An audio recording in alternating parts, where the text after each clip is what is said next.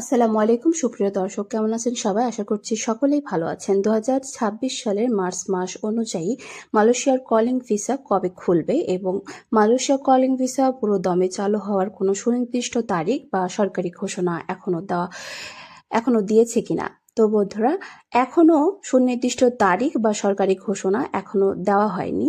তবে বর্তমানে কিছু বিশেষ কোটা ও নির্দিষ্ট ক্যাটাগরিতে সীমিত আকারে নিয়োগ প্রক্রিয়া শুরু হয়েছে।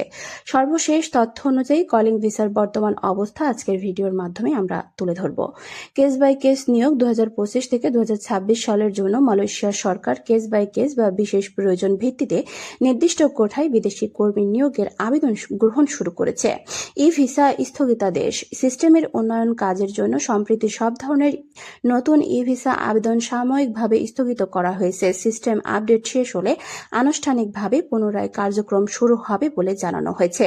কর্মসংস্থান পাস 1 জুন 2026 থেকে মালয়েশিয়া থেকে এক্সপোর্টেড বা দক্ষ কর্মীদের জন্য সংশোধিত বেতন নীতি কার্যকর করতে যাচ্ছে। এটি মূলত উচ্চপদস্থ বা দক্ষ কর্মীদের জন্য প্রযোজ্য। নতুন করে কলিং ভিসা চালুর ক্ষেত্রে মালয়েশিয়া সরকার বেশ কিছু কঠোর শর্ত আরোপ করেছে, যার মধ্যে এজেন্সির বৈধতা এবং কর্মীদের সুরক্ষা নিশ্চিত করা অন্যতম। কলিং ভিসা নিয়ে বর্তমানে অনেক ধরনের গুজব রয়েছে, তাই কোনো এজেন্সিকে টাকা দেওয়ার আগে নিশ্চিত হয়ে নিন যে সেটি বৈধ এবং মালয়েশিয়া সরকার আনুষ্ঠানিকভাবে বাংলাদেশিদের জন্য সাধারণ কলিং ভিসা উন্মুক্ত করেছে কিনা। সর্বশেষ তথ্যের জন্য মালয়েশিয়া ইমিগ্রেশন বিভাগ বা বাংলাদেশের প্রবাসী কল্যাণ মন্ত্রণালয় দপ্তরের দিকে নজর রাখুন।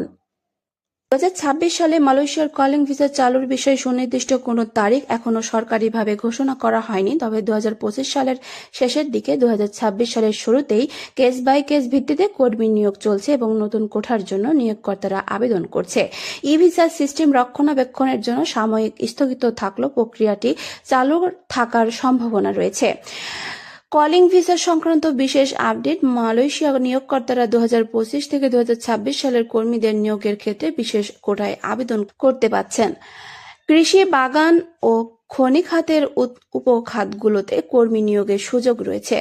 10 ফেব্রুয়ারি 2026 থেকে সিস্টেমের কারিগরি উন্নতির জন্য মালয়েশিয়ান হাই কমিশন ই ভিসা কার্যক্রম সাময়িকভাবে স্থগিত করছে, যা পরে পুনরায় সচল হবে বলে জানানো হয়েছে। তো বন্ধুরা, আজকের ভিডিওটি এখানে শেষ করছি। দেখা হচ্ছে পরবর্তী কোনো আপডেটে। ততক্ষণ পর্যন্ত সকলে ভালো থাকবে।